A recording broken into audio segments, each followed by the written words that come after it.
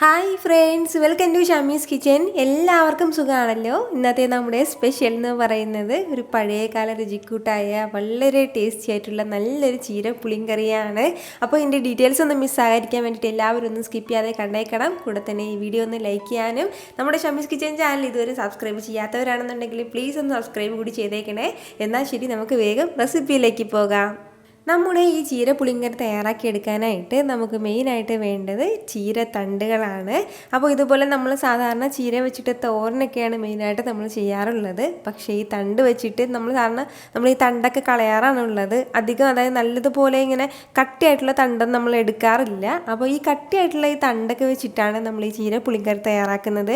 അപ്പോൾ ഞാനിപ്പോൾ ഇതുപോലെ ഒരു പിടി ചീരയുടെ തണ്ടുകളൊക്കെ ഇതുപോലെ ഒന്ന് എടുത്ത് വെച്ചിട്ടുണ്ട്. തണ്ടൊക്കെ നന്നായിട്ടൊന്ന് കഴുകി എടുത്തേക്കണം. കാരണം അതിൽ നല്ലതുപോലെ മണ്ണൊക്കെ ഉണ്ടാവും. ആ മണ്ണൊക്കെ പോയി കിട്ടാൻ വേണ്ടി നന്നായിട്ടൊന്ന് കഴുകി എടുത്തേക്കണം. നമ്മുടെ ഈ ചീരത്തണ്ടെല്ലാം നമ്മൾ വേവിച്ചെടുക്കുന്നത് കുക്കറിലാണ്. അപ്പോൾ കുക്കറിലാകുമ്പോഴത്തേക്ക് പെട്ടെന്ന് വെന്ത് കിട്ടും. ഇനി നമുക്കിതിലേക്ക് നമ്മളത് അരിഞ്ഞ് മാറ്റി വെച്ചിരിക്കുന്ന ചീര കഷ്ണങ്ങളൊക്കെ ചേർത്ത് കൊടുക്കാം. കൂടെ തന്നെ ഇത് വേകാനും ആവശ്യമായിട്ടുള്ള കുറച്ച് വെള്ളം കൂടി ആവശ്യത്തിനുള്ള വെള്ളവും ചേർത്ത് കൊടുത്തു കഴിഞ്ഞാൽ പിന്നെ ഇനി നമുക്കിതിലേക്ക് വേണ്ടതാണ് ഇതുപോലെ 1 ടീസ്പൂൺ അളവിൽ മുളക് പൊടിയും കൂടി, അതുപോലെ തന്നെ ഒരു 1/2 ടീസ്പൂൺ അളവിൽ മഞ്ഞൾപ്പൊടിയും കൂടി നമുക്ക് ആവശ്യമായിട്ടുണ്ട്. കൂടെ തന്നെ നമ്മുടെ ഈ ചീരയ്ക്കും ഇത്രയും ആവശ്യമായിട്ടുള്ള ഉപ്പും കൂടി ചേർത്ത് കൊടുത്തതിന് ശേഷം നല്ല രീതിയിൽ ഇതെല്ലാം കൂടി ഒന്ന് മിക്സ് ചെയ്ത് കൊടുക്കണം. അതിനുശേഷം ഫ്ലെയിം ഒന്ന് ഹൈയിലേക്ക് വെച്ച് കൊടുത്തതിന് ശേഷം ഒരേ ഒരു വിസിൽ വന്നാൽ മതിയാവും. അപ്പോഴത്തേക്ക് നമ്മുടെ ചീരത്തണ്ടെല്ലാം നല്ലതുപോലെ വെന്തിട്ടുണ്ടാവും. അതിൽ കൂടുതൽ വിസിലിൻ്റെ ആവശ്യമില്ല. ഇതിപ്പോൾ ഒരു വിസിൽ വന്നിട്ടുണ്ട്. ഇനി നമുക്ക് ഫ്ലെയിം ഒന്ന് ഓഫ് ചെയ്യാം. ഓഫ് ചെയ്ത് കൊടുത്തതിന് ശേഷം ഇതിങ്ങനെ വെച്ചിട്ട് കംപ്ലീറ്റ് പ്രഷറും പോയതിന് ശേഷം നമുക്കൊന്ന് തുറന്ന് നോക്കാം. എന്നാലും ഒരുപാട് സമയം നമ്മൾ അങ്ങനെ വെച്ചിരിക്കണം എന്ന് ആവശ്യമില്ല. ഇടയ്ക്ക് വേണമെന്നുണ്ടെങ്കിൽ ഇതിലെ ആ പ്രഷറൊക്കെ ഒന്ന് മാറ്റിയിട്ട് തന്നെ നമുക്ക് തുറക്കാവുന്നതാണ്. കാരണം ചീര ഇപ്പോൾ ഇതിലെ കംപ്ലീറ്റ് പ്രഷറും പോയിട്ടുണ്ട്. ഇനി നമുക്കൊന്ന് തുറന്ന് നോക്കാം. നല്ലതുപോലെ സോഫ്റ്റായിട്ട് തന്നെ നമ്മുടെ ചീരത്തണ്ടെല്ലാം ഒന്ന് വെന്ത് കിട്ടിയിട്ടുണ്ട്. അപ്പോൾ ഇതുപോലെ ഒന്ന് വെന്ത് കഴിഞ്ഞാൽ ഇനി നമുക്കിതിലേക്ക് വേണ്ട ബാക്കി കാര്യങ്ങളൊക്കെ പെട്ടെന്ന് ചെയ്തെടുക്കാം. ഇനി വേണ്ടത് ഒരു കടായി ഒന്ന് അടുപ്പത്തേക്ക് വെച്ചതിന് ശേഷം അതൊന്ന് ചൂടായി വരുമ്പോഴത്തേക്കും അതിലേക്ക് ഇതുപോലെ ഒരു 1/2 ടീസ്പൂൺ അളവിൽ വെളിച്ചെണ്ണ ചേർത്ത് കൊടുക്കുകയാണ്. വളരെ കുറച്ച് മതിയാവും. കാരണം പിന്നീട് നമുക്ക് ഇതിലേക്ക് താളിച്ച് ചേർക്കേണ്ടതാണ്. ഈ എണ്ണ ഒന്ന് ചൂടായി വരുമ്പോഴത്തേക്കും പിന്നെ ഇനി നമുക്കിതിലേക്ക് വേണ്ടതാണ് ഞാനിപ്പോൾ ഇതുപോലെ ഒരു ചെറിയ തേങ്ങയുടെ ഒരു മുറി തേങ്ങ കംപ്ലീറ്റ് ആയിട്ട് എടുത്തിട്ടുണ്ട്. അതുകൂടി വലിയ തേങ്ങയാണെന്നുണ്ടെങ്കിൽ ആ ഒരു മുറി തേങ്ങയുടെ ഒരു പകുതി അളവിൽ മതിയാവും. ഇതുപോലെ ഇത്രയും മാത്രമേ ആവശ്യമായിട്ടുള്ളൂ, ഒരുപാട് വേണ്ട. കൂടെ തന്നെ ഒരു 4 ചെറിയ ഉള്ളിയും കൂടി നമുക്ക് ആവശ്യമായിട്ടുണ്ട്. അതും കൂടി ചേർക്കാം. ഇനി നമുക്ക് വേണ്ടത് ഫ്ലെയിം ഒന്ന് ഹൈയിലേക്ക് വെച്ച് കൊടുത്തിട്ട് തന്നെ നല്ലതുപോലെ ഒന്ന് വറുത്തെടുക്കണം. അതായത് ഇതിൻ്റെ കളറൊക്കെ ഒന്ന് ലൈറ്റായിട്ടൊന്ന് മാറി വരട്ടെ. വളരെ കുറച്ച് മാത്രമേ ഉള്ളൂ. പെട്ടെന്ന് തന്നെ ഇതിൻ്റെ കളറൊക്കെ ഒന്ന് മാറി കിട്ടിക്കോളും. ഒരുപാട് ഫ്ലെയിം കുറച്ച് വെക്കേണ്ട ആവശ്യമില്ല. നമ്മൾ സാധാരണ ചീരയൊക്കെ വാങ്ങുന്ന സമയത്ത് ചീര തോരനൊക്കെ വെച്ച് കഴിഞ്ഞാൽ ചീരത്തണ്ടൊക്കെ അങ്ങ് മാറ്റി വെക്കാറാണുള്ളത്. പക്ഷേ ഇനി വാങ്ങുമ്പോഴത്തേക്കും ചീര തോരന് വെക്കാം. അതുപോലെ തന്നെ ആ തണ്ട് വെച്ചിട്ട് നമുക്ക് ഇതുപോലൊരു പുളിങ്കറിയും വളരെ ടേസ്റ്റി ആയിട്ടുള്ള ഒരു പുളിങ്കറിയും തയ്യാറാക്കിയെടുക്കാവുന്നതാണ്. ഇപ്പോൾ തന്നെ നമ്മുടെ ഈ തേങ്ങയുടെ കളറൊക്കെ ഒന്ന് ലൈറ്റായിട്ട് മാറി തുടങ്ങിയിട്ടുണ്ട്. ഏകദേശം ഒരു 2 മിനിറ്റിനുള്ളിൽ മാത്രമേ ഞാൻ ഇതുപോലെ വഴറ്റി കൊടുത്തിട്ടുള്ളൂ. അത്രയും സമയം കൊണ്ട് തന്നെ നല്ലതുപോലെ ഒന്ന് അതിൻ്റെ കളറൊക്കെ മാറിയിട്ടുണ്ട്. ഇത്രയും ആയിക്കഴിഞ്ഞാൽ ഇനി നമുക്കിതിലേക്ക് വേണ്ടതാണ് ഇതുപോലെ ഒരു 1/2 ടീസ്പൂൺ അളവിൽ ചെറിയ ജീരകം കൂടി. ജീരകത്തിൻ്റെ അളവ് ഒരുപാട് കൂടാൻ വേണ്ടി നിൽക്കണ്ട. ഈ ഒരു അളവിൽ തന്നെ ധാരാളം മതിയാവും. ചെറിയ ജീരകവും ചേർത്ത് കൊടുത്തതിന് ശേഷം വീണ്ടും ഇതെല്ലാം നന്നായിട്ടൊന്ന് മിക്സ് ചെയ്ത് കൊടുക്കണം.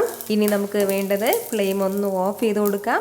ഓഫ് ചെയ്ത് കൊടുത്തതിന് ശേഷം പിന്നീട് നമുക്ക് ചെറുതായിട്ട് ഇതിപ്പോൾ നല്ല ചൂടല്ലേ, അപ്പോൾ ചെറുതായിട്ടൊന്ന് തണുത്തതിന് ശേഷം മിക്സിയുടെ ജാറിലേക്ക് മാറ്റിയിട്ട് ഒരല്പം വെള്ളം കൂടി ചേർത്ത് നല്ലതുപോലെ ഒന്ന് അരച്ചെടുക്കണം. നന്നായിട്ട് ഫൈനായിട്ട് തന്നെ ഒന്ന് അരച്ചെടുക്കാം. ഞാനിപ്പോൾ ഇതുപോലെ ഒന്ന് ഫൈനായിട്ടൊന്ന് അരച്ചെടുത്തിട്ടുണ്ട്. അപ്പോൾ അതുകൂടി ഒന്ന് ഇതിലേക്ക് ചേർക്കാം. കൂടെ തന്നെ ഒരല്പം വെള്ളം കൂടി ഒന്ന് ചുറ്റിച്ച് അതിലേക്ക് ഒഴിക്കുകയാണ്. ഞാനിപ്പോൾ ഇതിലേക്ക് ഫ്ലെയിം വെച്ച് കൊടുത്തിട്ടുണ്ട്. ലോ ടു മീഡിയത്തിന് ഇടയ്ക്ക് വേണം വെക്കാനായിട്ട്. ഇതിലേക്ക് ഇനി അടുത്ത് നമുക്ക് വേണ്ടതാണ് ഒരല്പം പുളിവെള്ളം കൂടി. പുളിവെള്ളം സ്കിപ്പ് ചെയ്യാതെ ചേർത്തേക്കണം. ഒരു നെല്ലിക്ക വലിപ്പത്തിന് ആവശ്യമായിട്ടുണ്ട്. നമ്മുടെ ഈ തേങ്ങാ മിക്സും ചേർത്ത് കൊടുത്തതിന് ശേഷം നല്ലതുപോലെ ഇതെല്ലാം ഒന്ന് ഇളക്കി കൊടുക്കണം. അതിന് ശേഷം ഫ്ലെയിം ഒന്ന് ലോ ടു മീഡിയത്തിലേക്ക് വെച്ച് കൊടുത്തിട്ട് നന്നായിട്ട് ഇതെല്ലാം ഒന്ന് തിളച്ച് വരട്ടെ. ഇതിപ്പോൾ നല്ലതുപോലെ ഒന്ന് തിളച്ചു തുടങ്ങിയിട്ടുണ്ട്. നമ്മൾ നേരത്തെ ചേർത്ത് കൊടുത്ത ആ ഉപ്പ് തന്നെ ധാരാളം മതിയാവും. വേണമെന്നുണ്ടെങ്കിൽ മാത്രം പിന്നീട് ചേർക്കാവുന്നതാണ്. ഇനി നമുക്ക് വേണ്ട കാര്യം എന്താണെന്ന് വെച്ചാൽ ഒരു 2 മിനിറ്റെങ്കിലും നല്ലതുപോലെ ഒന്ന് തിളക്കട്ടെ. ഇടയ്ക്കിടയ്ക്കൊന്ന് ഇളക്കി കൊടുത്തുകൊണ്ടേ ഇരിക്കണം.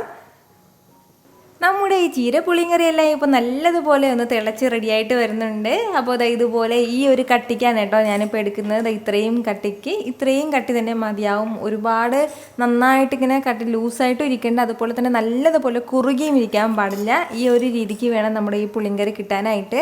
ഇനി നമുക്കിതിലേക്ക് വേണ്ട മെയിനായിട്ടുള്ള കാര്യം, നമുക്കിതിലേക്കൊന്ന് താളിച്ചും കൂടി ചേർക്കാനായിട്ടുണ്ട്. അപ്പോഴും മാത്രമേ നല്ല പെർഫെക്റ്റ് ആയിട്ട് റെഡി ആയിട്ടുണ്ടാവുള്ളൂ. നമ്മൾ നേരത്തെ തേങ്ങയെല്ലാം വഴറ്റിയെടുത്ത് അതേ കടായിലേക്ക് തന്നെ ഒരല്പം എണ്ണ ചേർക്കുകയാണ്. 2 ടേബിൾ സ്പൂൺ അളവിൽ വെളിച്ചെണ്ണയാണ്. വെളിച്ചെണ്ണ തന്നെ ചേർത്തേക്കണം. എണ്ണ ഒന്ന് ചൂടായി വരുമ്പോഴത്തേക്കും അതിലേക്ക് ഇതുപോലെ ഒരു പിഞ്ചളവിൽ 1/4 ടീസ്പൂണിൽ നിന്ന് ഒരല്പം കൂടി കുറവായിട്ട് മാത്രം മുഴുവൻ ഉലുവ കൂടി ഇതുപോലെ ഈ ഒരളവിൽ മാത്രം മതിയാവും. ഒരുപാട് കൂടി പോകരുത്. കൂടെ തന്നെ ഇതുപോലെ ഒരു 1/2 ടീസ്പൂൺ അളവിൽ കടുകും കൂടി. നമ്മുടെ ഈ കടുകെല്ലാം ഒന്ന് പൊട്ടി തുടങ്ങുമ്പോഴത്തേക്കും പിന്നെ ഇതിലേക്ക് വേണ്ടതാണ് ഒരു 5 ചെറിയ ഉള്ളി. ഞാനിപ്പോൾ ഇതുപോലെ ഒന്ന് ചെറുതായിട്ടൊന്ന് അരിഞ്ഞെടുത്തിട്ടുണ്ട്. അതുകൂടി ഇത്രയും ചേർത്ത് കൊടുത്തതിന് ശേഷം ലൈറ്റായിട്ട് നമുക്കെല്ലാം ഇതൊന്ന് വഴറ്റി കൊടുക്കാം. ഇതിൻ്റെ കളറൊക്കെ ഒന്ന് ചെറുതായിട്ടൊന്ന് മാറി തുടങ്ങട്ടെ. നമ്മൾ ഈ താളിച്ച് ചേർക്കുന്നത് സ്കിപ്പ് ചെയ്യാതെ ചേർത്തേക്കണം. അതുപോലെ തന്നെ ഫസ്റ്റ് താളിച്ചതിന് ശേഷം ബാക്കി ഇതിലേക്ക് ചേരുവകളൊന്നും ചേർത്തിട്ട് അങ്ങനെ തയ്യാറാക്കി എടുക്കരുത്. നമ്മുടെ കറിയെല്ലാം തയ്യാറാക്കി കഴിഞ്ഞതിന് ശേഷം മാത്രമേ താളിച്ച് ചേർക്കാൻ പാടുള്ളൂ. ഇപ്പോൾ നമ്മുടെ ഉള്ളിയെല്ലാം നന്നായിട്ട് തന്നെ ഒന്ന് വഴണ്ട് തുടങ്ങിയിട്ടുണ്ട്. അതിൻ്റെ കളറൊക്കെ ലൈറ്റായിട്ടൊന്ന് മാറി തുടങ്ങിയാണ്. ഈ ഒരു സമയം ഇനി ഇതിലേക്ക് വേണ്ടതാണ് ഒരു 3 പച്ചമുളകും കൂടി. നമ്മളിതിലേക്ക് ഇതുവരെയും പച്ചമുളക് ചേർത്തിട്ടില്ല. നമ്മൾ താളിച്ചാണ് ഇതിലേക്ക് പച്ചമുളക് ചേർക്കുന്നത്. അതുപോലെ തന്നെ പിന്നെ വേണ്ടതാണ് ഒരു 2 വറ്റൽമുളകും കൂടി. ഇത് രണ്ടുമായി കഴിഞ്ഞാൽ പിന്നെ ഇനി വേണ്ടത് ഇതുപോലെ ഒരല്പം കറിവേപ്പിലയും കൂടിയാണ്. ഇതെല്ലാം ചേർത്ത് കൊടുത്തതിന് ശേഷം വീണ്ടും നല്ല രീതിയിലൊന്ന് വഴറ്റിയെടുക്കണം. നമ്മുടെ ചെറിയ ഉള്ളിയുടെയൊക്കെ കളറ് മാറിയതിന് ശേഷം ഇതെല്ലാം ചേർക്കാൻ വേണ്ടി നിൽക്കരുത്. എങ്കിൽ പിന്നെ ഇതെല്ലാം ഒന്ന് വഴണ്ട് വരുമ്പോഴത്തേക്കും അതിൻ്റെ കളർ നന്നായിട്ടങ്ങ് മാറിപ്പോകും. അതിൻ്റെ പേരിലാണ് ഇതിപ്പോൾ കണ്ടോ നമ്മുടെ ചെറിയ ഉള്ളിയുടെ കളറൊക്കെ നല്ലൊരു ഗോൾഡൻ ബ്രൗൺ കളറിലേക്ക് മാറുന്നുണ്ട്. ഇതുപോലെ എല്ലാം ഒന്ന് താളിച്ച് കഴിഞ്ഞാൽ ഇനി നമുക്ക് ഈ ചൂടോടുകൂടി തന്നെ നമ്മുടെ ഈ കറിയിലേക്കൊന്ന് ചേർത്ത് കൊടുക്കാം. താളിപ്പം ചേർത്ത് കൊടുത്തതിന് ശേഷം ഇതെല്ലാം കൂടി നല്ല രീതിയിലൊന്ന് മിക്സ് ചെയ്തെടുക്കണം. അതിന് ശേഷം നല്ല ചൂട് ചോറിന് മുകളിലേക്ക് ഇതൊന്ന് ഒഴിച്ച് കൊടുത്തിട്ട് സൂപ്പറായിട്ട് കഴിക്കാവുന്നതാണ് കേട്ടോ. വളരെ ടേസ്റ്റി ആയിട്ടുള്ള നല്ലൊരു ചീര പുളിങ്കറിയാണ്. ഇതുവരെ നിങ്ങൾ ഇതുപോലൊരു പുളിങ്കറി തയ്യാറാക്കി നോക്കിയിട്ടില്ല എന്നുണ്ടെങ്കിൽ ഉറപ്പായിട്ട് ഒന്ന് ട്രൈ ചെയ്ത് നോക്കണം. നിങ്ങൾക്ക് നന്നായിട്ട് ഇഷ്ടമാവും. ട്രൈ ചെയ്ത് നോക്കിയതിന് ശേഷം നിങ്ങളുടെ ഫീഡ്ബാക്ക് കൂടി എനിക്ക് മറക്കാതെ ഒന്ന് അറിയിക്കണം. കൂടെ തന്നെ വീഡിയോ ഇഷ്ടമായാലൊന്ന് ലൈക്ക് ചെയ്യാനും നിങ്ങളുടെ ഫ്രണ്ട്സിനും ഫാമിലിക്ക് എല്ലാവർക്കും ഒന്ന് ഷെയർ കൂടി ചെയ്ത് കൊടുക്കണം. ഇതുപോലെ റെസിപ്പിക്ക് വേണ്ടിയിട്ട് ഷാമീസ് കിച്ചൻ ഫോളോ ചെയ്യാനും സബ്സ്ക്രൈബ് ചെയ്യാനും കൂടി ആരും ഒന്നും മറക്കരുത്. അപ്പോൾ ശരി, വീണ്ടും നല്ലൊരു ഉഷാർ വീഡിയോ ആയിട്ട് നാളെ 2 മണിക്ക് കാണാം. അതുവരേക്കും എല്ലാവരും ഹാപ്പി ആയിട്ടിരിക്കുക, സന്തോഷമായിട്ടിരിക്കുക, എല്ലാവരും സേഫ് ആയിട്ടിരിക്കണം. Take care friends.